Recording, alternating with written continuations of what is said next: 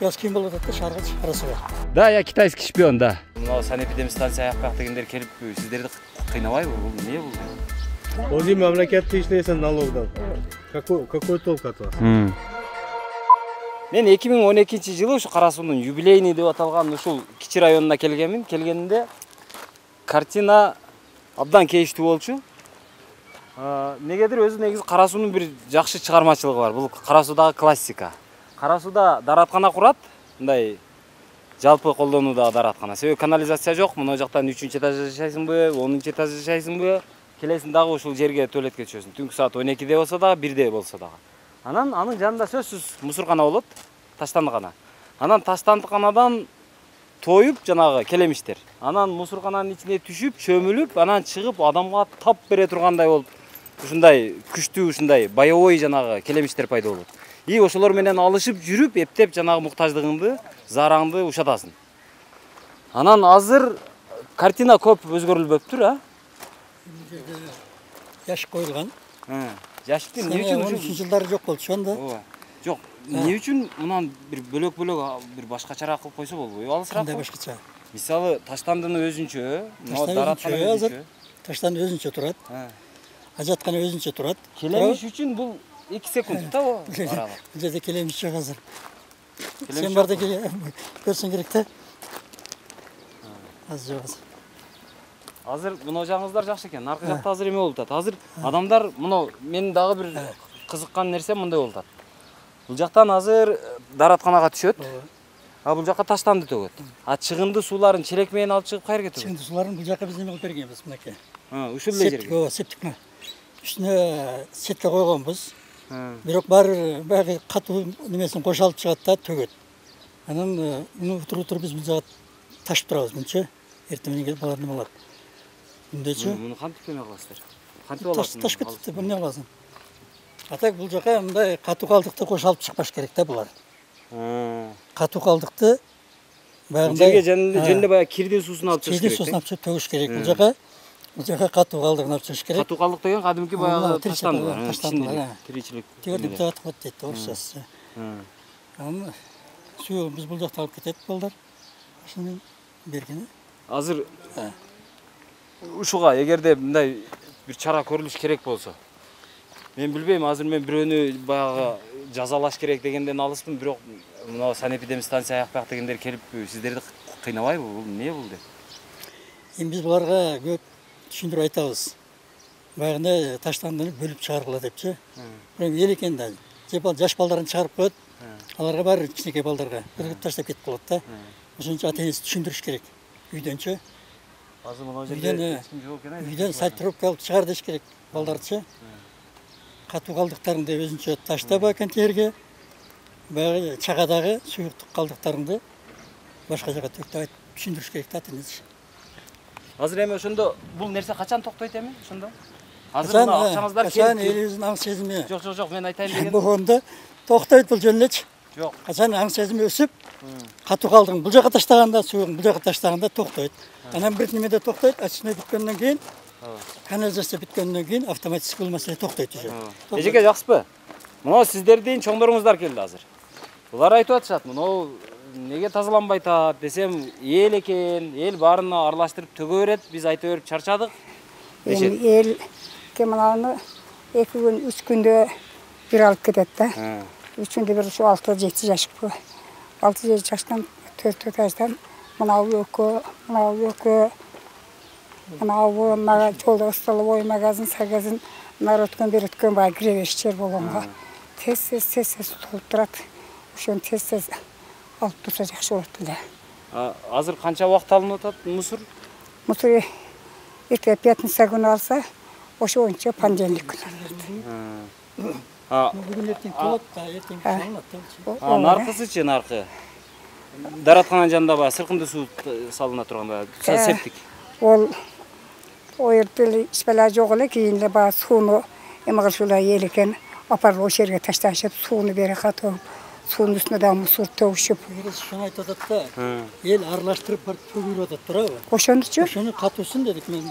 мына жаққа төксін, үйден алып шыққанда баяғындай пакетке салып, айтып эле ошол нерсени кылбайт. көрүп туруп мына жерде бакырлатабыз.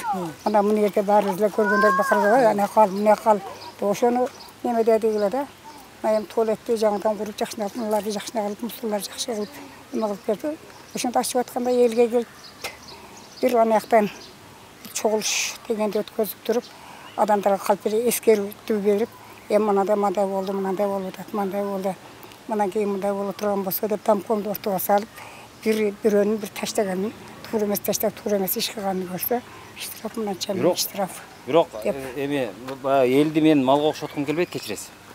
Ай, мен ушул нерсени бир конструкциясын башкараак кылса болбой эле деп ойлодум да эми. Жок дегенде бул өзүңүздөр үчүн эле. Мисалы ошону баягы мындайраак бийигирээк кылып, мындай бийигирээк. Анан жанагы эмне деп коет, жанагы воронка сыяктуу кылып, анан ошол жерде мындай сетка коюп, ошонун үстүнө челек менен төксө, түшүп кете бере турган жанагы сыркындысы. А үстүндө беркиси калкып кала турган болсо, сиз аны бир механизм болсо, мындай кылып наркы жака түшүрүп кое турган кылса болбой эле, бир күрөк сыяктуу. Бул оңой эле да өз негизи. Бул үчүн өтө чоң инженердик акылдын кереги жок. Андан эже, о 3-нчы точкада ушундай кылганбыз, билесизби? Кичинекей проект мен жасаганбыз, мына айткандай мындай уклон менен суу келип, катуу калдыктарга алып калат. Анан кийин аны өзүнчө алып кетет. Андай жасаганбыз. Эл экен, эл. Эл ошол жерге барбайт экен. Ушу кичине 2 метр жерге басып барбай турган адамдар бар. Сөз үчүн ыргытыш керек да, жетпей турупчу. Мына чет жактан айылып, жери. Ошол жерде бир машина менен алып келип таштап кетет. Иштегенде Ошонун ошол жерде жашагандарга ошолор баалык бир бала этармайда сүрөсүн баары ошол капат таштап атасыңар деп мынанча деп ошо адамдарга эме кылса жакшы болот элем. Мына жерге анабу суу төгүлүүчү жай деп туруп жазып чоң кылып жакшына алып бир темирди цемент эме кылып суу төгүлүүчү жай. Мусор неме таштанды, таштауга уруксат жок, штраф мынанча 1000 деп жазып чоң кылып неме кылып койгондо салып көтөргөсү бир кылдар. Ал эже баарын билесизби? Чоң деп жазып койгон. Ооба. Анда жок. Тумула тийген анан жаң курганда. Анан бул жакта кышында кантип атасыздар? Кышында кантип? Кышында эшиктен суу ташып, эшикке төгүп ошо. Жылыткан? Жылыткан эми плита да. Плита. Бул жака отопление да жок. Азыркы жаңы проект боюнча дагы отопление. Газ бар, отопление жок да. Отопление жакын ортодо кара сууга отопление келет деген мындай ой да жок азырынча. Отопление болгон, сайыз малда болгон да. Котельный бар. Сайыз малында. Уна котельнин орду турат, бузулуп кеткен. Уна трассалар баары турат, котельный иштебейт, жок котельный. Просто эл көтөрө албай калганда, оплатасы көтөрө албай калган. Бирок өзү чындыгында эле бир жагынан алганда жанагы Ош шаары азыр өзү дотация кылышат. Алар өздөрү бастан жардам берип атат. Караш шаарынын бюджети бир аз тартышыраак. Муну жардам берип бастан этпесе болот, бирок кийин, бир аз кийин болуп атат да шааргачы карасыга. Ошто жардам берип атат. Көрүп атабыз. Ошто жылына 250 миллионбу ушундай жардам берет. Бөлүп жардам берип бастан этет аталарын отопленияны. Кара суу көтөрө албай ошону Ошто канча бир 100дөн ашык көп кабаттуу үй барбы ушундай? Сиздерде канча көп кабаттуу үй бар өзү? Бизде где-то 80 бар. 33 көп кабаттуу үй барбы? Мына жерде 10 дом бар. Юбилейный кичи шаарчасында. Арашан кичи шаарчасында 4 бар. Мына Заводскойдо 5, 3, 5. Жолдун боюнда 2 этаж. Наркы Дарыянын боюнда. Шаркансайдын боюнда. Шаркансайдын боюнда 1-2 үй бар. Ошондо жалпысы ошо 80дей көп кабаттуу үй болуп кетеби? 33. 33. Мен сен боюнча, мен билгенден 33. Пожарный барбы? Ошода дагы этаж үй. Ал жерде бар. Анан кийин мына болду окшойт, мен сиздерди кыйнабайм, болду. Рахмат. Анан сизге деле рахмат. Ооба, рахмат. Бир нерсени ишке ашырбаганга эмне кереги бар? Просто Аны эмне кылыш керек анда? Айтпаш керекпи? Яманга буйраслар и всего лишь. Макташ керекпи? Азыр туура макташ керек экен, макул. Азыр мунун краскалап коюп туруп мактай турган иш экен, жакшы экен. Дагы кайрын мактайлы. Жок, айрын баары нормальный карасуда. Карасуда бардыгы жакшы. Баары эле жакшы. Жакшы эмес, могу жерде неме кылыш Мен керек, асфальт кылыш керек. Эжеке, өзү мынандай, мен сиздер менен талашайын деп келген жокмун. Мен өзү негизичи Hökümet senga qilib bermedi. Bu частная собственность. Придомовой участок. придомовой земельный участок деп коет. Туура айтып. Мамлекет аны кылбайт азыр кылбайт. Бирок мына жерге чейин тротуар менен нормальный жолду алып келип бериш керек. Тротуар Анан бул жердин придомовой земельный участкасын тартып албастан, уурдап албастан, алып туруп аркасына бирөөгө бир дүкөнгө сатып бербестен, бул жердин баягы балдары кайерде ойнойт? Балдар үчүн отдельный аянт. Мына жериңерге балдарыңарга аянт болсун, мына жериңерге мусор турсун. 10 yıl Деген деп айтып бериш керек 10 эле. yıl oldin men olib kelgan birinchi Qorasuvga детский площадка игровойni men olib kelganman. 48 ta oila zaявление yozib, merni yoniga kirib, bizga детский площадка kerak emas degan. Nega? To'stopalan chiqib ketadi dedi, bolalarning ichida. Balдар uruşup ketет деппи? Да, shuning uchun 48 ta семья по квартира обход qilib, zaявление yozib, qo'l qo'yib, nimaga berib qo'ygan. Көчкөндөр ошондой кылганда, көчкөндөрчү беде жашайм деген үмүт кылып айлыгындай адам кылган эмес да. 786 ming pul kelgan. Көбөлө көчүп кетиши proyekt bo'yicha. Bizga unamagan. Бизге проектке бизге десет керек да деди. Мына жаштын неме жаштардага керек бар. жасап бере беле. Эми бул элемелерге чоңдор журналисттер берсе жасайт ана. Азыр эмне кылайын? Мен эч нерсе айтпайынбы азыр? Эч нерсе айтпайм эчпес. Бул мындай да, туура. Азыр придомовой земельный участок. Мына жерден бардыгынын атынан чыгып туруп сиз, мен мына жер бул биздики. Тартпа. Бул өзүбүз билебиз десеңиз, мен кете берем. Маселе жок анда. Бирок мен тарткым келип атат, себеби мен бул жерге 2000 канчанчы жыл келдим. Мындан бир 7-8 жыл мурун келгенмин. Келгенде мен адашпасам, туалетиңиздер мына жерде болсо керек эле, жанында ошо туалет мындай турса, оң тарабында. Ушундай жагында мусоркана бар эле. Мерияны немасидан хесапыдан куруп берди муну yangi туалет. Ооба, эми караң, ошондо мен келип көрүп жүрөгүм түшүп калган. Баягы чоң келемиштер чыгып, баягы мусордан тамактанып, берки эмеге түшүп, жанагы туалетке түшүп, чөмүлүп, мунондой болуп, мышыктай болуп семирип, кайра адамга тап бере турган болуп калган экен. Кирсең коркосуң. Ошону көргөнмүн мен. Көрүп, анан тартып кеткенбиз, кыйла сындаганбыз. Ошондон кийин мунуңуздар курулган. Ошону айта берип жүрүп. Мен югуруп, Сиз дагы жүгүргөндүрсүз, туура. Урушуп, ахыры экотехник инспекция мени Бонингге 78 ming штраф солгандан кийин до конца немасini катнап, проектini урушуп жүрүп, муну курдурдук. Сиздин мойнуңузга эмне үчүн экотехник инспекция салат? Разрешение не давай заходить деп туруп алдым. Мен корол болуп ята алайм туалетте ичиге. Аварийный состояние. Yok dedim. Kızıl kılıp yaptır var dedim. Аны балким мэрияга салыш керектир эле ошол штрафты. В первую очередь председатель. Сиз анан төлөгөнсүзбү ошону? Мен төлөгөнүм жок. Кандай кылдыңыз аны? Буларга жүгүрүп салып берди да бизге. Жок, аныңыз жакшы, жүгүргөн адам болуш керек. Бирок маселе бири-бирибиздин эмгегибизди жокко чыгарбайлы, сиз чуркагансыз. Биз дагы келип, адеп баягы коңгуроо кагып, ошону көңүл бурдуруп турганбыз. Балким ошон үчүн келип туруп сизге штраф салган. Отводной yangi лоток курулду. О крандан аша отводнойго yangi лоток коюлду. Мэрияны хесапынан. Мэрия по мере возможности помогает. Возможность ушунчалык эле. Мындан бийик эмес. Потому что дом частная собственность. Ана жерге жетейин деп калдым. Мына теректерди мен деген, мен де карайм көбүнчө. Ушулар сиз эгип чыккансызбы? Шыпырып тазалап берип кичине адамдарга жакшына болсун дейм да. Келемиш жок дейсиздер, келемиштер жүрөт го дагы эле. Даратканага киришиштен коркпойсуздарбы азыр? Мен баягыда бир кирип көргөнмүн да, кирип жүрөк түшүп калган. Мунун астында азыр келемиш жүрөт. Азыр мына жактан кирсе дагы болобу? Же наркы айланып кириш керекпи даратканага? Бул мурдагы дараткананын орду окшойт өзү, Жок, ана дараткан. Наркысыбы? Булчу? Бул мусорканабыз. Мурдатан эле. Наркыга таштап үлгүрбөйсүздөр. Ага эмнеге таштайт? Мынандай мусорлар таштайбыз да. Жок, мен аны түшүнүп атам. Эмне үчүн наркы жакта наркылар бош турат? Бул жак толуп калыптыр. Же адамдар өздөрү таштабайбы ага? Onu geçe жакында эле неметип кетишти. Алып кетишти, geçe мусорду алып кетишти. Анан бияктап кеткен жок. Бул кайра эле толуп калат, ар жерден келип атышат. Таштандыга канчадан төлөйсүздөр айына? Айына эми кандай төлөйбүз, бардыгыбызды бирдей эле төлөйбүз. Ошо канчадан? Айына. Адам башына төлөнөбү же квартирага? Адамдын башына. Ошондо бир адамга канчадан экен эсиңизде? Мына.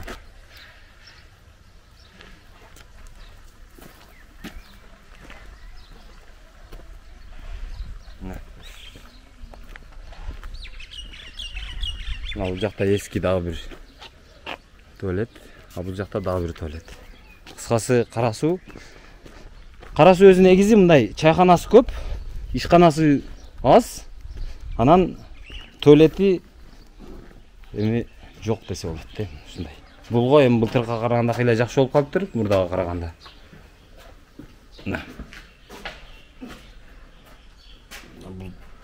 Ушул 5-6 домго 5-6 көп кабаттуу үйгө курулган жалгыз туалет ушул азыр ошого кызмат кылып аткан. Кирсең көзүңөн жаш чыгып кетет.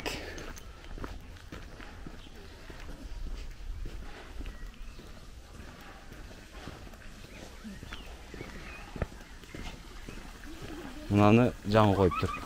Ошто ушинтип жанагы таштанды таштоочу жайларды иретке келтирүүнүн жакшы үлгүсү бар негизи.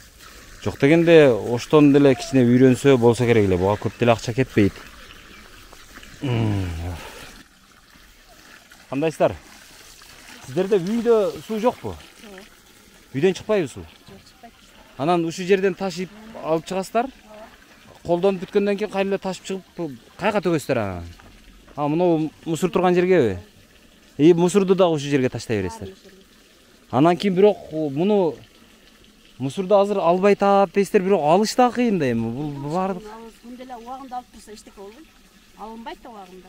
Жок, мен айтайын дегеним. Жумада бир 10 күндө бир алынат. Жок, мындай контейнерлерге мусор таштап, анан мындай жерге өзүнчө бир берки чыгымдуу сууларды төккөн жериңиздер өзүнчө болсо жакшы болот эле. Жакшы болот эле, ушу болбой атат да. Анан аралаштырып төгөрөсүздөр. Мына.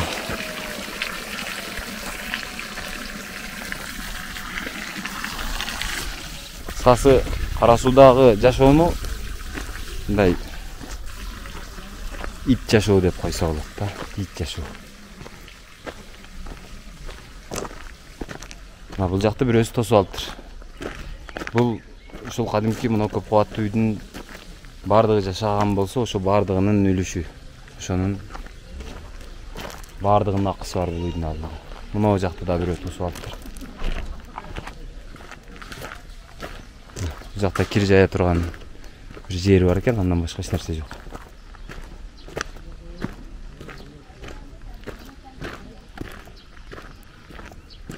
Салам алейкум. Канализация болду да бул? Бул кайка барат дальше? Бул жакта септик кылдыңыздарбы өзүңүздөр? Канализация курулуп атат деп атышпайбы? Билбейм. Канализация курулат деп акчанын келгенине бир 6-7 жыл болду окшойт, адашпасам. АБРден, ЭБРденби ушундай? Билбейм ака, мен казайын оңон жакта.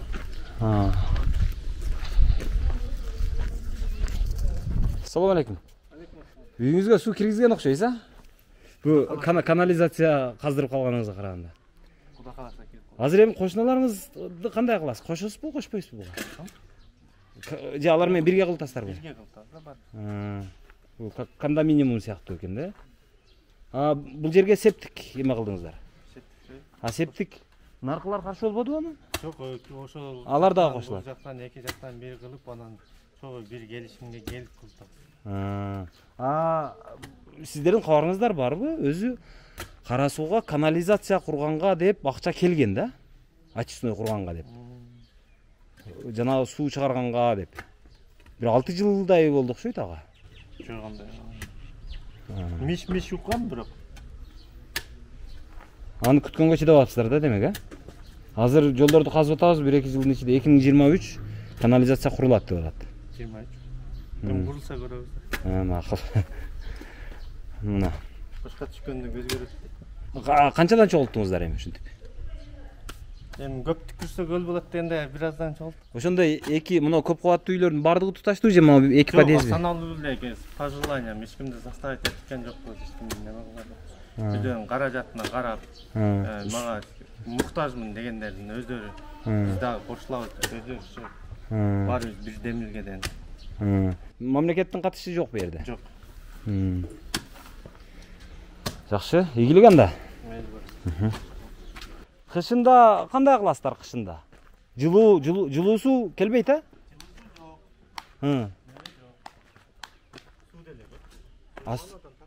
Аз ташып ушуга төгөсүздөр эми. Жок, ичинде киргизди. Союз малындагы неме турбалар бар экен. Ошого подключение кылып чыгат бүтөбүз. Ага али казып эле окшойсуздар. Же казыштын кереги жок. Подвалда бар. Союздагы калган да. Ошол бойдон рабочий сила менен иштеп турат. Азыр деле суусун ачсаң ачылат. Просто бизде сууну төгөт турган жагы жок. Кышында кантип ысытасыздар үйдө? Плитамен. Обычный эле бакындай базарда сатып жүргөн. Кабыргалуу деген кайсы баягы эмеби? Баягы спираль. Жок, спираль. Берки, жанагы радиатор. Ошол ысытабы анан? Барын ысытпаса жок дегенде бир комнатасын ысытат. Эки комнатасын керектүү жана 3 комната болсо бир комнатасын турат, 2 комнатасын жылытып жашайбыз. Мына ушундай. Бизде Кара Сууда билесиздер да мурдагы аким билим берүүнүн отличниги болгон, социалдык коргоонун отличниги болгон, кыскасы ал бардык тармактын отличниги деген баягы эмелерди алган, сыйлыктарды алган. Анан бирок эл ушинтип жашап атат. Аким баягынтип сыйлыктарды алып, мен жакшы иштеп атам, бардык маселелерди чечип атам деп өзүнчө супермен болуп жүрөт. Ушундай контраст ушундай. Элдерде үмүтсүздүк. Муну тартсаң не болот эле эми? Тартсаң тартып кетписиң да, тарта бересиңерби деген маанай. Балдар ушул мына таштандыга тобу түшөт, ошол топту алып кайрадан алып ойношот. Таштандыны кээде аралашка туура келет. Бул жерге мына жана эжеке айтып атпайбы, мына таштандыны кайрадан көңүл бурганга туура келип атат. Бул таштанды эле төгүлбөйт экен. Бул жерге мына тетиги эжеге окшоп сууну алып чыгып, жанагы эме мен чыдабай калдым. Жана кирин жууп, жана башка колун жуугандагы чыккан сууларды кайрадан алып келип ушу жерге төгүшөт экен. Жып бул жерде туруп болбойт.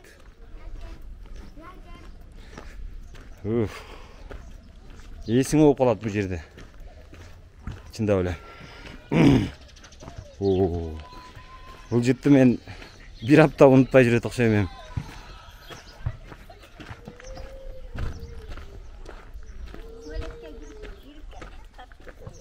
Кирдим аны. Ал мындай кирип башпагып кайра чыккычан эле көзүңөн жаш алып кетет го. Кандай чытыр койгон күтөөнү. Жок го. Башка туалеттерге кирбепсиң эле.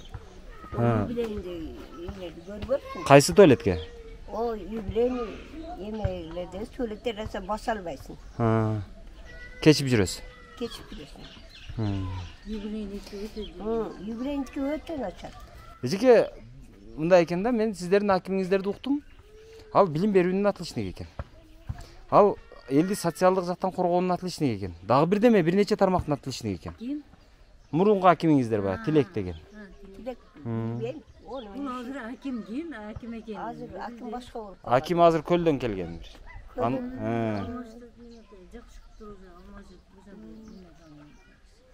Бирок эми ал кандай иштейт экен көрөлүчү. Азыр кирип сурайын деп атам ошол акимиңиздерди. Мына 5-6 күн болду келгениңизге, район менен тааныштыңызбы, эмне кылайын деп атасыз? Анан бир убадаларын алып коеюнчу деп атам бул. Жол мереттикин ал, наркы акимдикин ал. Ооба. Ошолордо да гап. Макул анда. Ону жок дегенде бир оңдоп кое турган киши жокпу ошо? Onu tagına bir bana koyuş gereken. Ошого кичине эме жер жокпу?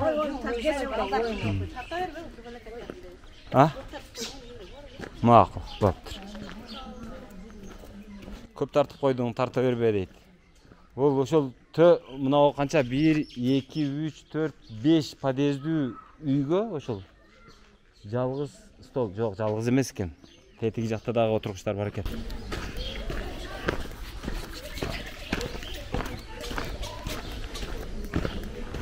Так. Мына Кыргызстандагы эң чоң ушул Дордой менен атаандашкан чоң базары бар деген Кара Суудагы абал ушундай. Кара Суудагы чыныгы жашоо ушундай.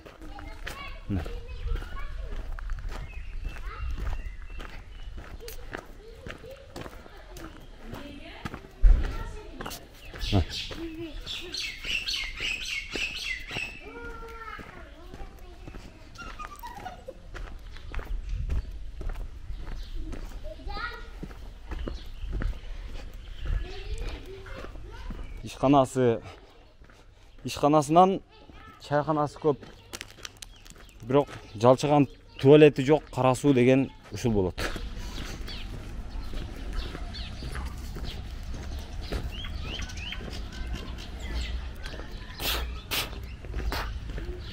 Мынага дагы уруксат берип коюшкан да, мисалы. Мына контейнерди койгонго. Тротуар болсун деген эмес. Бул жолду тосуп койгонунун себебин ушинтип түшүндүрүшөт экен. Мына. Бул жерде 2 мектеп бар. 2 мектептен балдар чыгат. Анан балдардын коопсуздугун кароо мүмкүн эмес деп. Мына жакты жолдун 2 бетине жанагы тосмо тосуп деле мына жолду ачса болот эле. Менин оюмча. Bizde андай кылбайбыз, bizde ушул. Эң оңой жолун тандайбыз да. Мындай. Жолдо балдар үчүн кооптуулук жаралып атабы, жолду жаап салабыз. Балдардын коопсуздугу үчүн жолго бир жаңы жол салабыз, же жолдун бир жерин оңдойбуз деген маселе жок. Мындай бутуң ооруп аткан болсо, бутту дарылаштын кереги жок деп туруп бутту кесип салгандай да. Септик. Бирок септикти ошол мэрия өзүнүн мойнуна алган да. Сиздер эмне үчүн албайсыздар? Бизде айттым, бизде техника жок. Обслуживать эткени, септиктерди, немелерди. Бул биздин системаны билбейсиң да. Бизде ошо тазалык ишканасы, биз септиктеги сууларды биз алып беребиз азырчы. Сиздер аласыздар. Биз алып беребиз. Эми булар очной бүткөндөн кийин булар өздөрүн алат. Андан кийин булар функцияны аткара баштайт. Ага чейин деме жок да, буларда жок. Техника жок. Бизде КАМАЗ машинабыз бар, 8 тонналык. 2 машинада кичинекей газелүүчтөрүбүз бар. Ошонун жардамы менен биз Ошко ташыйбыз. Ош шаарындагы неме бар го, сине. Ооба. Ошого барып жүрүп коюп бересиздер. Өзү негизи мен балким туура эмес ойлонуп турмун, бирок бир суроо да. Сиздердин не керегиңиздер бар деген. Себеби мына тазалыкты андан көрү мисалы бир адамды алып келбей, мына жерден айына ушунча таштанды чыгат кара суудан. Ошону алып кет, ошого биз ушунча акча беребиз деп кылсак болбойбу аны? Ошондо сиздерден көрө жакшыраак аткара билет. Мындай практиканы мен көрө элекмин. Ал сен айткан оюң. Бул азыр базар. Ага чейин союз мезгилинен бери иштеп келаткан атайын неме бар да. Ооба. Камал шарбалар бар да. Бирок ал өзүн актап атабы? Ошонун базасында эми биз топтош аракет кылып атабыз элден. Баягындай электр сетке телекомго караганда биз оорураак. Топтош элден топтоп алыш кыйыныраак да бизче. Баягындай рычагдарыбыз жок да. Барып топтоп атабыз. Жакшы. Рычагдар. Азыр мына жактан бизге арызданып атышат да, ошол жанагы эменин канализацияны бизге жанагы өзүнө албай атат деп атат. Кайсы же сиздерби акыры ошол мэрия өзүнүн балансына алса жакшы болот эле деп. Анан ошону албагандайынан биз өзүбүзчө септик курдурдук деп атат. Курдургандан кийин эми аны курдурган эмес, ошо мына үйлөр бүтүп атканда атайын местный септик куруп берген. Анычы. Бирок булар акча төлөш керек да агачы. За неме үчүн, суюктук үчүн төлөш керек. Булар төлөбөйт азыр мындайча айткандачы. Эгер убагында төлөп турса, бул проблема эмес, биз ташып кетишчи. Вот ошону айтам. Вот ошону. Биз ошого айтканбыз, өзүңөрдөн бирөө жан неме кылып уюштуруп, акчаны топтогула. Биз алып берип турайлы. Жүрүңүз, мына кишилер арызданып атышты эле, ошолорго эле айтайлычы өзү. Өздөрү көрсөтүп берсе деле жакшы болот эле өзү. Таштандыны мына жерде жакшы уюштурупсуздар. Тетик, эмелер коюлуп туруп. Биз алып кетебиз. Катуу калдыктарын алып кетебиз. Аны ылдыйга да төгүшөт анча-мынча, баягы суу калдыктарынчы септикке. Анда биз ташып кетебиз. Анан бул жакта баягы эме ажатканасы бар. Коомдук. Ал баягы алысыраак коюлганбы? Анда биз алып кетебиз анча. Таза турабыз. Мен мисалы Кара суунун бир чыгармачылыгына мындан бир 7 жыл мурун келип аябай таң калганмын да. Негедир даараткана мына жерге курулса, жанына баягы таштандыгананы курат экенсиздер. Яшиктерди коет экенсиздер. Баягы таштандыдан баягы келемиштер өлгүдөй тоюп, чыгып берки даараткананын астына түшүп чөмүлүп, семирип чыгып адамга тап бере тургандай чоң иш. Ушундайгы аз баарын жылдырганбыз азырчы. Аралыгын жылдырасыз. Алсак тазыктан. Burada şuna kurulup kalgan ekan az başka. Ошол кайсы логика менен курулганын билбейм да. Кожоюн жокпу? Ha. Кирип кетти. Кийин Рустам бу. Ошол киши жана мага арызданды. Ал айтты, мына жерде азыр жанагы таштандыны эмени септикти тазалабай атышат. Тазалата албай атабыз. Ошонун айынан азыр септик баягы подвалда жарылып, подвалга азыр агып атат дейт. Ага бирөө ким жооп бериш керек? Баягы бийликте же кызматтагыларды көп үнөлөрүбүздөн элди ойго түшүбүз керек да. Убагында төлөп турса, коммуналдык немелердин кызматтарын проблема болбойт алчы. Булар төлөбөйт да. Төлөбөйт. Топтош кыйын. Просто мен билбей калдым, алып келмей экенмин. Рустам, сенин чакырызың бар. Ташмат, сенин чакырызың бар. Бар мойнуна коюп берет элем азчы. Просто мен билбей калдым да. Келгенимди билбей калдым. Болду, мен сиздерге башка билбейм, мен башка жактагы дөмдөр боюнча суроо. Мына башка наркы жактарга чыгып көрбөйлүбү, наркы парктын жанындагы үйлөргө? Эле? Десеңиздер. Болот. Чүрүңүздөр. Анан мынау эмени азыр тендер менен курулганда мына суулар. Мен мына түшүнүктүү болуш үчүн ушуну көргөзүп берейин. Мына жакта азыр таза суунун эмеси турбалары ушу жерден өткөн. Бул жаңы линия, бул таза суунун трассасы дегендей. Муну тендер менен атайын бирөө утуп алды. Анан турбаны койду. Койгондон кийин эми кайра өзүн калыбына келтирип коюш керек белем муну. Келтиребиз. Азыр мен ошону кыскача айтып өтүп кетейин дедим элем. Бул маселе азыр бизде 20,5 километр, бай айтып өтүп кеткенде 20,5 километр каралган. Бүгүнкү күндө 19 километр тартылып бүттү. 1,5 километр калган. Ошону тартып бүткөндөн кийин биз бул жерде испытание өткөрөбүз. Испытание өткөргөндөн кийин баягы жарака кетеби же бир жерден ат жарып береби, ошолорду көргөндөн кийин толугу менен калыбына келтирип беребиз. Проекттин алкагында. Бул буга темир турбалар коюлганбы же пластик коюлган? Полиэтилен турбалар коюлду. Ошондой эле мен азыр канализация боюнча кыскача токтолуп кетсем, мына жерден биз КНС курабыз. Насосный станция. Канализациялык насос станция коебуз, анткени бул жер ылдыйшыраак көрсөңүздөр. Тейип чыгара берет. Бул жака айдап бере турган насосный станция курулат. Бул жак менен келет уже. Линиясычы. Санитарный зонаны неме кылган себептүү бул жак менен келет линия. Ушул бардык көп кабаттуу үйлөр ошого кошулат. Бул жак менен чыгып туруп, анан уже очной жакка тартылып келет. Негизи коллекторлор, канализационный. Ошо кыскача ошол маалымат. Бирок мен ушуга таң калган дагы бир жер бар да. Өзү мындан 6 жыл мурун болсо керек эле акчанын келгени. 2015-жылы бизде техника экономикалык обоснованиясыны бүтүргөнбүз. 2015-жылы. Андан кийин бизде жогорку кеңеште каралды, ратификация болду 3 окуудан кийин. Андан кийин уже президент кол коюп бүткөндөн кийин 2017-жылдан баштап бизде башталды бул иш. Токтоң, 2015-17-жылы акча келип түштү кассаңыздарга. Түшкөн акча. Бизге түшпөйт акча. Мен анда айтып коеюн. Долбоордун негизги немеси боюнча акча Кыргызстанга келди да акча. Акча банктын счетунда турат, Европейский банктын счетунда турат. Бизде өкмөт аралык Министерство финансов, мэрия, водоканал болуп туруп, келишим түзүлөт. Банк 3-4 тараптуу болуп туруп. Келишим түзүлгөндөн кийин, ал жерде тендер өткөндөн кийин, ошол подрядчик уткон подрядчикке банк прямой которуп берет. Ал акча бизге келип түшпөйт. Ошону дагы айтып коеюн, көбү натуру түшүнөт экен бул маселеничи. Мен ушу жерден бирдемени тактагым келет. Азыр мону айтып берип коеюн. Бул азыр биз тендер деп сүйлөп атканыбыз, бул Кара Суу шаарын таза суу менен, канализация менен камсыз кылуу боюнча Европа өнүктүрүү банкынан акча келип түшкөн. Анан ал акча бирок менин оюмча баягы график боюнча ала турган болсок, ал ошол акча келип түшкөндөн баштап иш кетиш керек эле да. Азыр кеткен жок, бирок баягы грант, ал жарымы гранттык, жарымы кредиттик болгонбу? 2 миллиону кредит анын ичинен. 5 миллион 300 миң евро бөлүнгөн. Анын 2 миллиону кредит негизинде.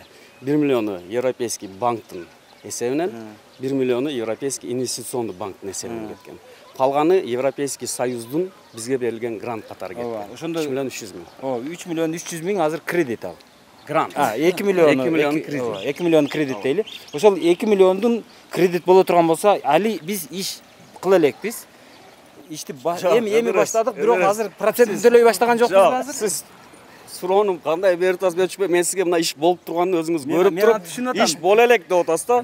Иш жүрүп жатат. Мен айттым 19 километр суу тартылды. Мен азыр алып барып көрсөтөм дагы водозаборго. Азыр 500 куб резервуар да курулуп бүттү, скважиналар казылып бүттү. Анын ичинде кароолканасы бүттү, хлораторный бүттү, капремонт, административный здание бүттү, заборлору бүттү, техника алынды, программный обеспечениялар бүттү, анан эмеректер алынып берилди. Менин негизги Менин коркконум башка болуп атат. Менин коркконум акча 2015-жылы келсе, а биз мына 2020-жыл, 21-жылда жашап атабыз. 2015 келген эмес, 2015 ТО даярдалып бүтүп атат. Ошо ТОнун негизинде Биз ушул проектти жасайбыз деген документи даяр болуп бүтүп атат. Аны биз айттым 3 окуудан өткөрүп, ратификация кылып, акча кайсыл жылы келген? 18-жылдан баштап бизде финансирование башталган. 18-ден баштап. Ошондон баштап тендерлер өттү.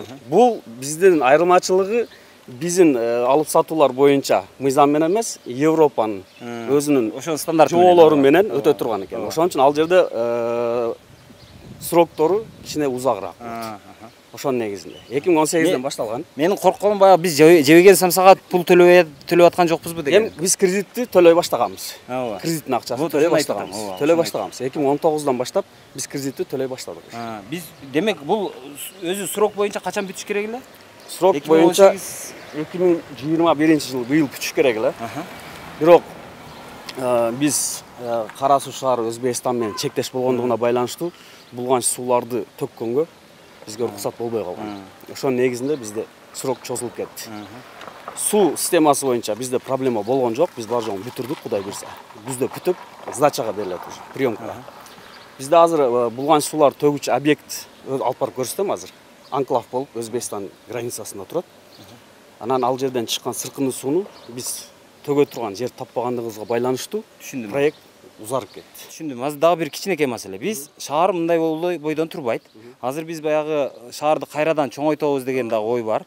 Эгер ошондой болуп кала турган болсо, эртең мына шаардын жаңы кошула турган мүмкүнчүлүктөрү эске алынганбы? Мына таза суу боюнча, канализация боюнча кийин кайра жерлерди казып азыркы жаңы эки ора болбойбу? Технологиялар боюнча деп сүйлөйм. Жаңы технология боюнча азыр бизде баягы контейнерный тип деп коет. Расширениясы каралган. Расширениясы. Азыр, например, бир блок койсо, жанына бир блок коюп, расширениясы каралган. Бирок биз ага көбүрөөк упор бербестен, анткени границада турабыз. Мощность 1,5 миң куб. 1,5 суткасына. Ал канча адамды тейлейт?